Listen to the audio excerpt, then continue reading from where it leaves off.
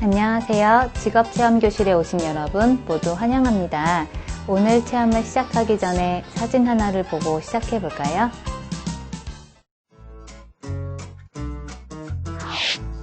사진을 다 보았지요? 사진 속에 사람이 보고 있는 것은 무엇일까요? 네, 구연동화예요. 사진 속 사람의 직업은 무엇일까요? 네, 동화구연사예요.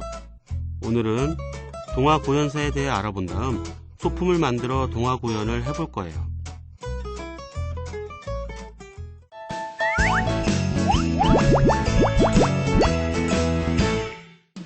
동화구연사에 대한 읽기 자료를 잘 읽어보세요.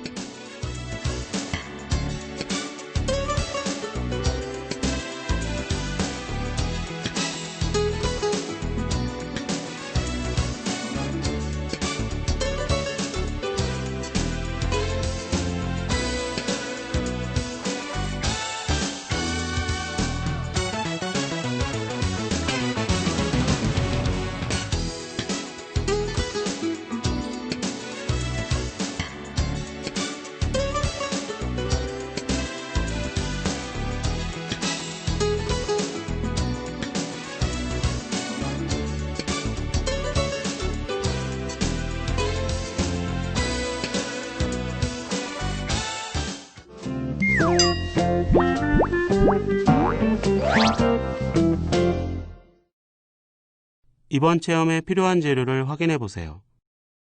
자, 그럼 체험을 시작해 볼까요?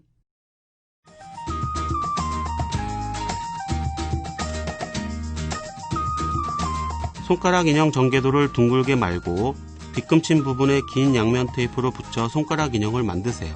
그리고 아기돼지 삼형제의 집 전개도를 각각 접은 다음 긴 양면 테이프로 붙여 집을 만드세요. 이때 손가락 인형을 자기 손가락 굵기에 맞춰 만들어줍니다. 그리고 손가락 인형의 굵기가 너무 가늘면 손가락에 잘 끼워지지 않아 동화구연을 할 때 빠질 수 있으므로 손가락 굵기보다 약간 굵게 만듭니다.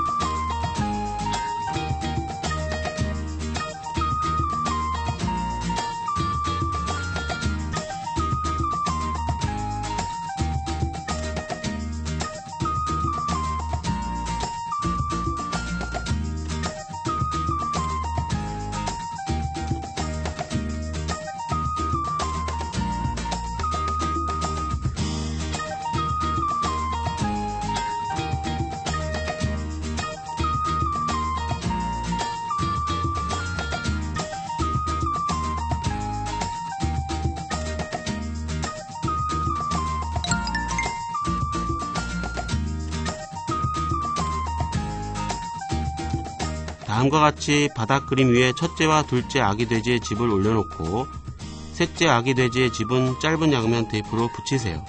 이때 삼형제의 집이 바닥 그림의 땅 그림 가운데에 오도록 합니다.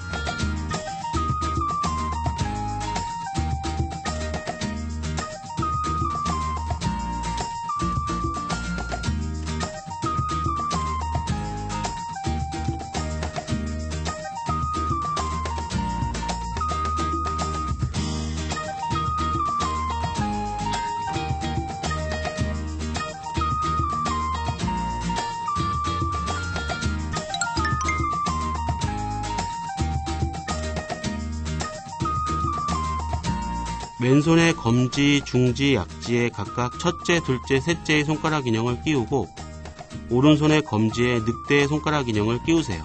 이때 손가락 인형의 두 그림은 좌우 대칭으로 그려져 있습니다. 두 그림 중 하나는 동화구연을 듣는 사람을 향하도록 끼웁니다.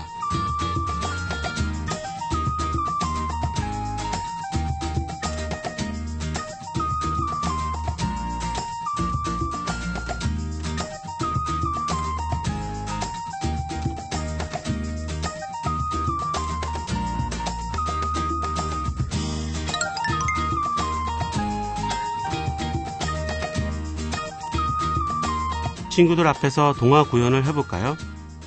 등장인물마다 다른 목소리로 표현하고 괄호 안의 지시문대로 소품을 움직이면서 동화를 구현해보세요. 이때 동화 구현을 하기 전에 동화를 여러 번 읽으며 손가락 인형을 어떻게 움직여야 하는지, 목소리를 어떻게 내야 할지 연습합니다. 엄마의 품을 떠나 혼자만의 집을 짓고 살게 된 아기 돼지 삼형제가 있었어요. 그중 첫째는 볏집으로 집을 지었고, 둘째는 나무로 집을 지었어요. 그리고 셋째는 벽돌로 집을 지었어요. 그러던 어느 날 근처를 지나던 늑대가 첫째의 집을 보았어요. 맛있게 생긴 돼지가 여기 살고 있군. 늑대가 숨을 들이마셨다가 입으로 바람을 불었어요. 아, 늑대가 나타났다! 첫째는 소리치며 둘째의 집으로 도망쳤고, 둘째가 말했어요. 이 집은 튼튼하니 걱정 마요. 늑대가 쫓아와 이번에도 입으로 센 바람을 불었어요. 집이 무너지자 첫째와 둘째는 셋째의 집으로 도망쳤어요. 그러자 셋째가 말했어요. 벽돌집은 아주 튼튼하니 안심해요. 늑대는 또 쫓아와 입으로 아주 센 바람을 불었어요. 하지만 벽돌집은 꿈쩍도 하지 않았어요. 늑대는 벽돌집이 무너지지 않자 당황했어요. 아니, 이럴 수가. 늑대는 다시 여러 번 바람을 힘차게 불었어요. 아, 안 되겠다. 저 집은 포기해야겠어. 결국 늑대는 포기하고 돌아갔어요. 와, 늑대가 물러갔다. 아기 돼지 삼형제는 기뻐했고 벽돌집에서 함께 살게 되었답니다. 이야기의 마무리는 벽돌집에서 함께 살게 되었다는 것뿐만 아니라 엄마 돼지를 모셔와 함께 살았다거나, 벽돌집의 굴뚝으로 늑대가 들어오려고 하자 벽난로에 불을 지펴 그 열기로 늑대를 도망가게 하였다는 이야기도 있습니다. 또한 뜨거운 불에 늑대가 죽었다는 결말도 있습니다.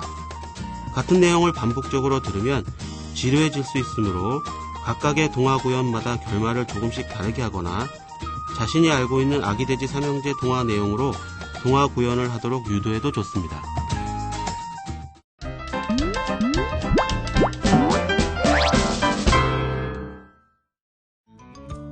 이번 체험에 필요한 재료를 확인해 보세요.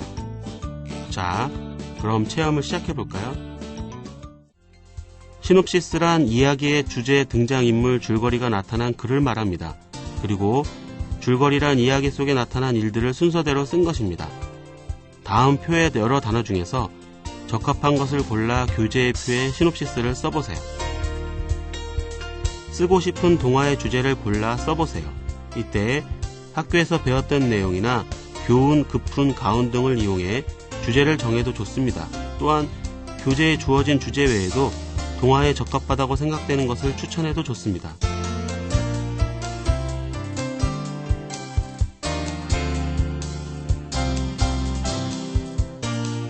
과정 1에서 고른 주제에 따라 필요한 등장인물을 3가지 정도 골라 써보세요. 등장인물은 교재에 주어진 실제 사람도 좋고 이외의 사람도 좋습니다. 또한 동식물이나 물체의 경우 사람처럼 말하고 행동할 수 있도록 의인화를 시켜도 좋습니다. 등장인물이 많을수록 줄거리가 길어지고 쓰기 힘들어지므로 4명을 넘어가지 않도록 합니다.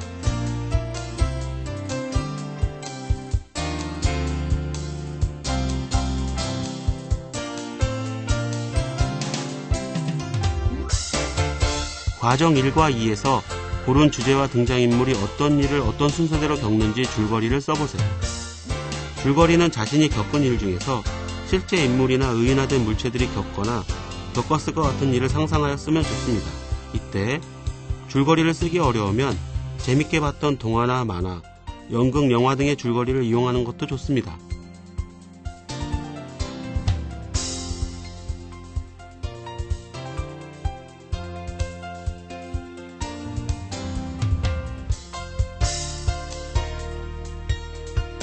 작성한 내용을 보고 마지막으로 동화 제목을 지어 써보세요. 이때 제목은 줄거리의 내용을 요약하여 나타낼 수 있는 단어를 사용하는 것이 좋으며 줄거리의 내용을 모두 말하지 않는 것이 좋습니다. 요즘 동화의 제목은 단어보다는 문장식이 많으므로 이를 반영해도 좋습니다.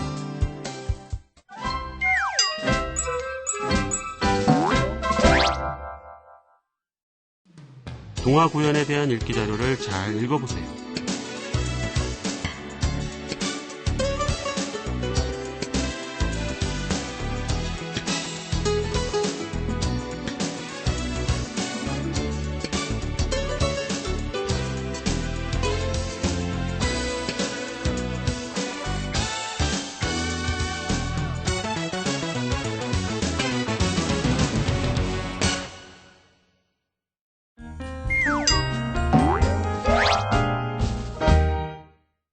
아기돼지 삼형제에 대한 심화 읽기 자료를 잘 읽어보세요.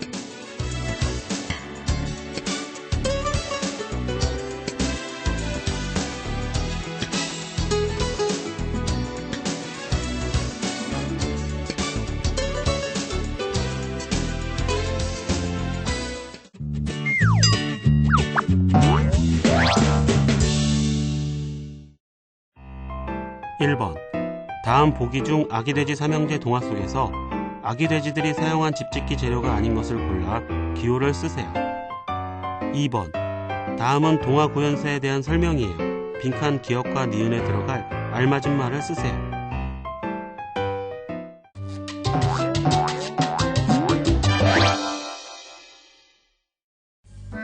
세상에는 특이한 이름의 직업이 많아요. 다음의 직업들이 어떤 일을 하는지 생각해서 써보세요.